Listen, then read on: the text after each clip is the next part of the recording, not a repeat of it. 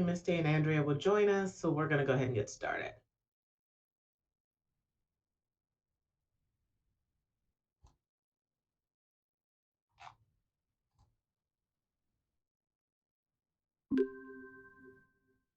Good afternoon, everyone. This is Jermaine English. I'm the manager in labor relations. This is the second meeting of the Secondary ESE Employee Joint Study Committee. This meeting is being conducted in the sunshine, so it is being recorded. We'll take a moment to introduce ourselves. We can get started. Again, my name is Jermaine English. I'm the manager with labor relations.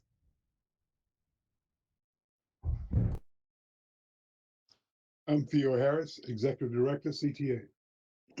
Justin Katz, CTA President. Good morning, everybody. Actually, good afternoon. I did it again. Angelina Galesi-Schmidt, Labor Relations Consultant, Palm Beach.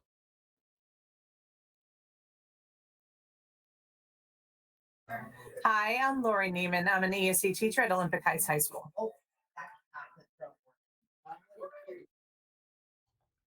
Thank you, everyone. We are missing two people. Hopefully they will be able to join us while we get started here, but I appreciate you all having some time this afternoon, Angelina, not this morning. So I appreciate you all having some time to meet with us so we can have this second meeting. Prior to this meeting, we conducted a survey of ESE coordinators regarding some information, and we sent that survey to you. Did you receive it over there at CTA? Yes, Awesome. we did. I see a lot of nods. Yes, that's great. Have you had the chance to look at the data? Yes. Wonderful. We had the chance to look at it as well. I think the information you got was the actual updated one. The original one said LC Swain had 400 ESE teachers. Hopefully the one you got didn't say that. That's where all the teachers are then, clearly. Okay, so you got the corrected, updated one. Wonderful. We wanted to, after the very fruitful conversation we had the first time around about ESE teachers doing more than one or two preps per class, we wanted to get some information. And so after talking to our team here on the district side, who are very impressive, the three of them together have a combined of over 50 years of ESE experience. Not that any of them have been doing it for 50 years. They're all very young, but they have over 50 years of ESE experience. So they were very helpful in providing some background, some information of how we've done it in the past, as well as what are the current trends. And they actually put together the survey and put the survey out there. And we surveyed ESE coordinators because they tend to be the people who are manipulating and running the master schedule. So they would be able to give us a better insight into whether or not teachers are doing more than one prep, more than two preps, more than three or four preps. So we got the information back. And after looking at it and having more conversations with the team on this side, we acknowledge that there is indeed teachers out doing more than three preps. That's very obvious from the survey.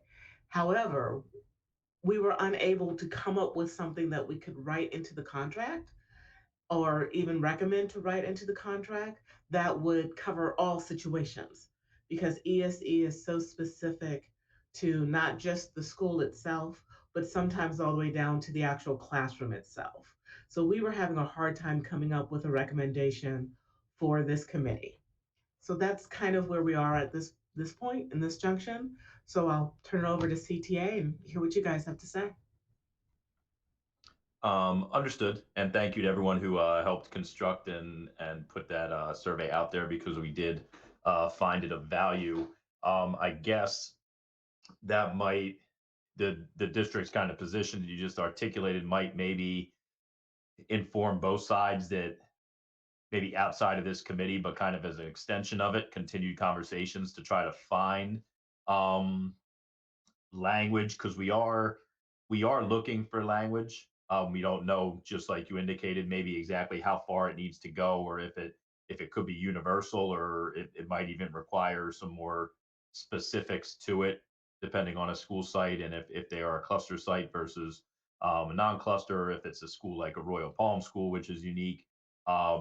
but we do appreciate the survey, the data, and the acknowledgement by virtue of some of that data, that there is room to build guardrails on these ESE instructors' positions, if only for limiting the number of courses or the different types of courses so that they can best perform their duties for their students. That's kind of the in terms of this topic and this committee, that's kind of what we'd indicated at the onset we were looking for, is just even if it stops a handful of kind of outlier situations, we're happy with that because it might not be across the district, but it could be something that we kind of want to extinguish so that it doesn't sneak up on us. And our fear a lot of times with things that happen but happen infrequently or in a statistical few type of locations, that they just won't be reported to us, and therefore we won't know that it's something that's untenable,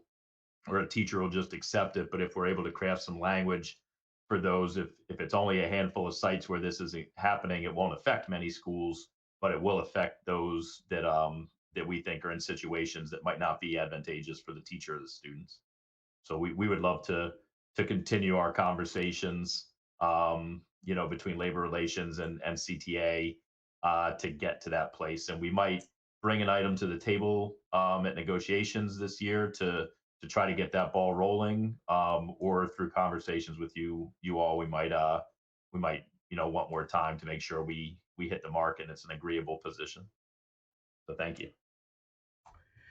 And I absolutely second everything that you just said. There clearly is. There are some issues happening, and we would love to continue to have a conversation, and with these experts at the table and with the people doing the actual work, so that we can all have a full understanding. And as you said, maybe there are just some outliners, and we need to write language specific to that, or maybe even an MOU to help resolve that issue. We would love to absolutely continue having conversations about this because when we looked at the data and we said, wow, there were some people doing 3 or 4 preps. That's a lot of preps. So, yeah, we definitely acknowledge that there is opportunity for growth and change, and we'd love to continue having conversations. Okay, we appreciate that. Wonderful. Well, it's going to be another one of those short meetings. If there is nothing else, we can set up some times to continue to have these conversations.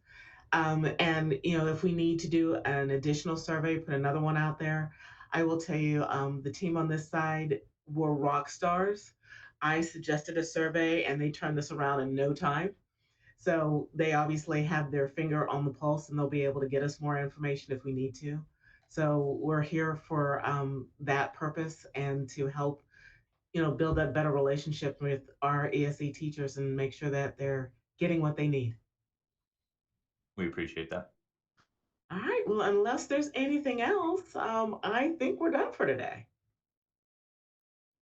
Okay. Well, again, appreciate everyone who's been on this committee and all of the help. Appreciate you, Karen, being there in the listening room. And I hope everybody has a fabulous Monday afternoon. I was going to say, have a good afternoon, Jermaine.